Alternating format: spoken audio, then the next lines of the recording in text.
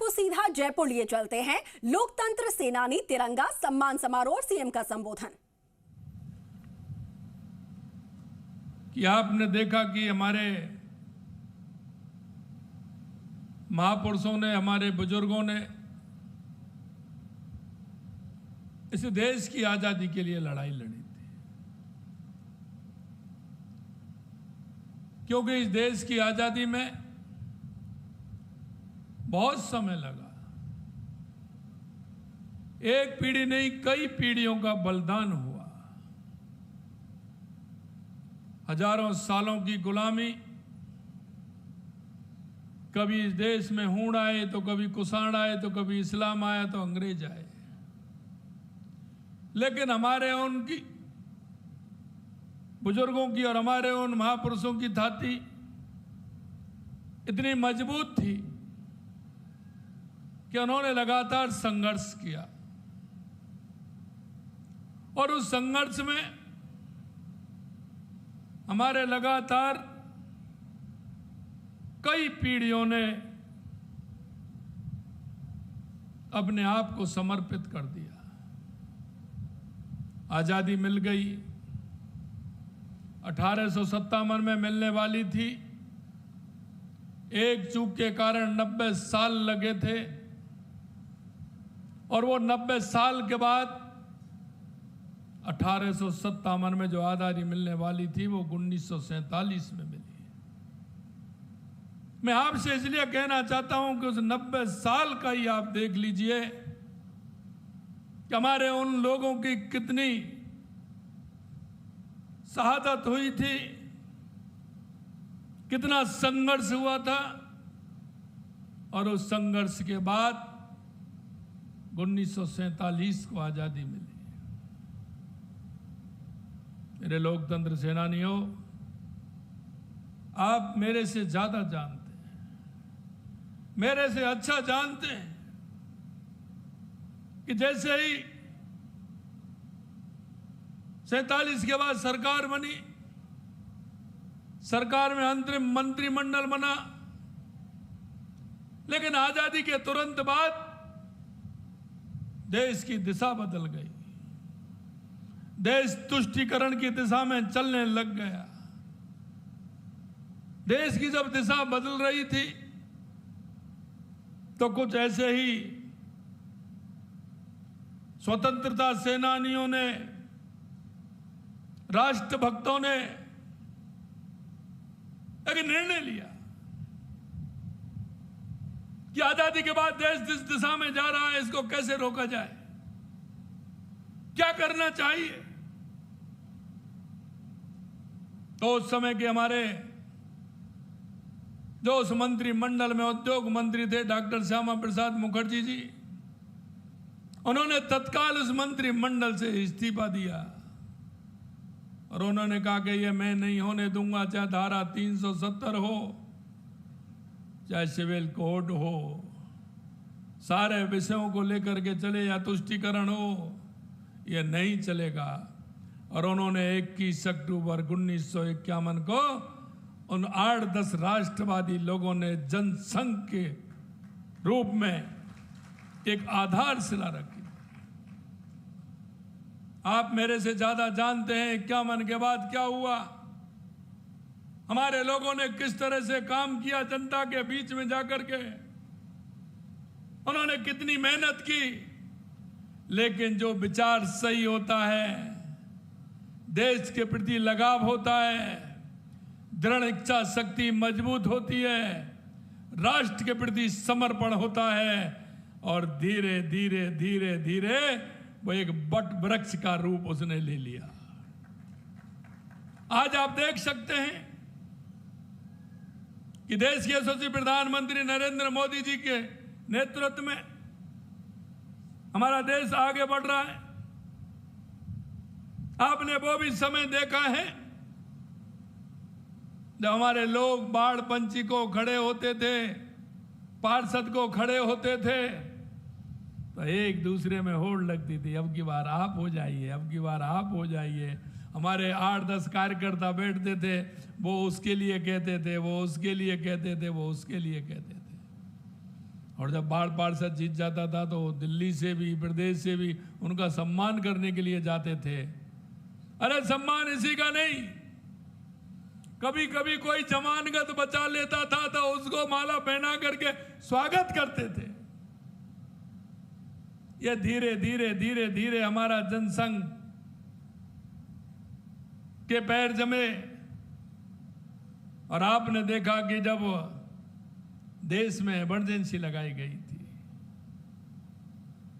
जब आपकी उम्र 20 और 30 के बीच में होगी, ज्यादा नहीं होगी,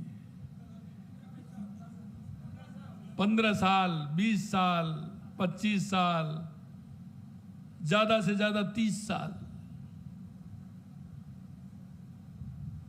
आपने जो संघर्ष देखा, आपने जो किया,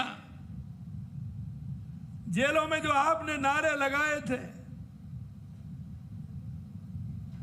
ध्यान करिए उसका कि आपने ये काम राष्ट्र के लिए किया था। लोकतंत्र को खतरा हो रहा था, लोकतंत्र को बचाने के लिए किया था। उस लोकतंत्र को बचाने में आपकी बहुत बड़ी भूमिका रही और मैं कहना चाहता हूं कि आप लोकतंत्र बचाने के वो कामयाबी दल है जिन्होंने लोकतंत्र को बचाने का काम किया था।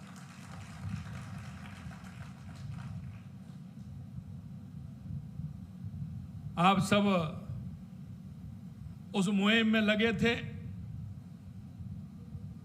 और धीरे धीरे आपकी वो तपस्या, आपकी वो मेहनत, आपने जो उस पेड़ में पानी दिया था, धीरे धीरे धीरे धीरे बट वृक्ष बन गया। जब मेरी चर्चा हो रही थी राजेंद्र जी से, राजेंद्र राज जी से, और जब मैंने गोपाल जी को बुलाया, अध्यक्ष जी को बुलाया, बातचीत हुई, क्योंकि आप देख रहे हैं कि आज जिस तरह की परिस्थिति बन रही है, देश के यशस्वी प्रधानमंत्री नरेंद्र मोदी जी के नेतृत्व में हमारा देश आगे बढ़ रहा है। स्वामी विवेकानंद जी ने तो 1893 में कहा था 21वीं सदी भारत की होगी, उसके अगर कोई प्रमुख स्तंभ है तो हमारे लोकतंत्र सेनानी हैं।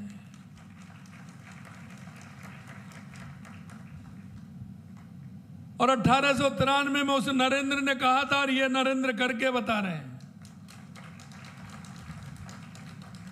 और आप देख सकते हैं कि दुनिया के देश किस तरह की कूटनीति चल रहे हैं। देश के अंदर जो छोटे छोटे राजनीतिक दल हैं वो एक मुंह हो रहे हैं, किसी ना किसी से सरकार को बदनाम करना चाहते हैं, क्योंकि वो ऐसे लोग हैं उनको देश से कोई मतलब नहीं है, उनको सिर्फ कुर्सी चाहिए, कुर्सी चाहिए, कुर्सी चाहिए। मैं एक बात आपको ध्यान दिलाना चाहता हूं कि 2014 के बाद देश में जो परिवर्तन हुआ है आपसे ज्यादा कोई नहीं जानता। चाहे हमारे गरीब कल्याण की योजनाएं हो, चाहे विकास की योजनाएं हो, आतंकवाद नक्सलवाद का खात्मा हो, या दुनिया में बढ़ता हुआ भारत का गौरव हो, वो आप सब देख रहे हैं। जो आपने जो सपना देखा था, आज आवश्यकता है, क्योंकि अभी आप भी, बेटे को तो पता होगा, उसने तो आपके काम भी देखे होंगे,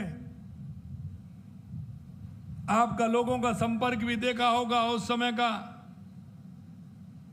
क्योंकि वो कई लोगों की तो शादी भी नहीं हुई उस समय, बच्चे भी छोटे छोटे थे, काफी के तो उसके बाद में बच्चे हुए हैं। तो आप जान जाइए उनको महसूस हो सकता है क्या।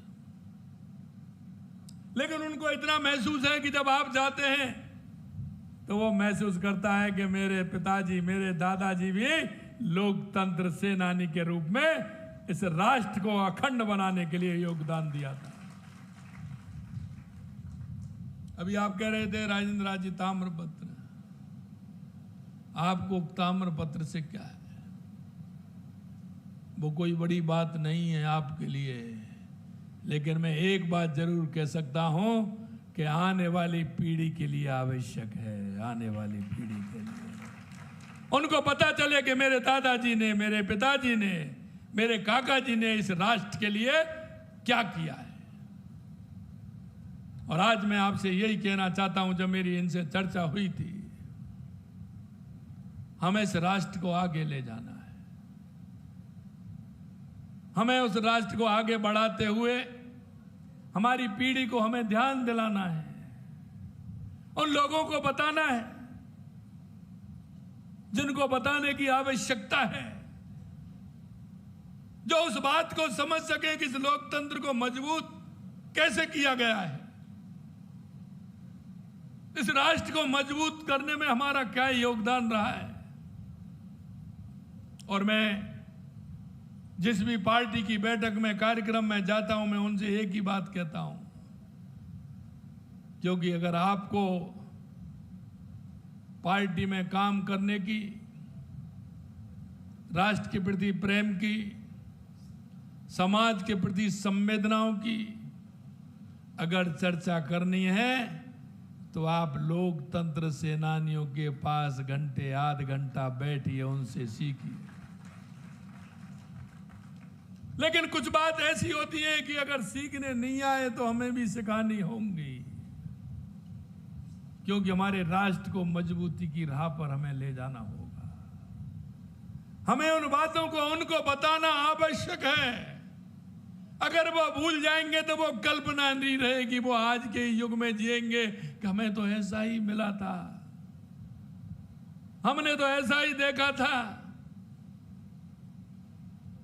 ये आवश्यक है कि उनको समय समय पर हम उनको ध्यान दिलाते रहें, उनके जीवन में ये बात हम सिखाते रहें कि राष्ट्र की मजबूती के लिए जब समय आता है तो मां भारती को भी समर्पित करने में 1 मिनट नहीं लगाना चाहिए। वही आपने किया।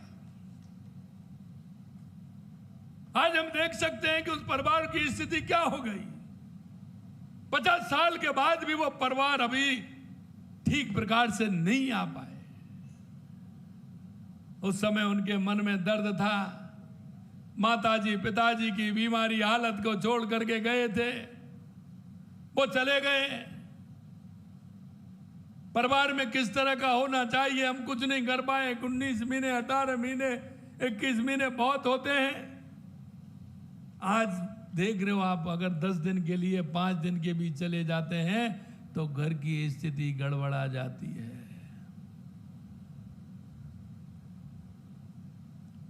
मेरे लोकतंत्र सेनानियों में आपसे यही अपील करने के लिए आज आपको मैंने बुलाया है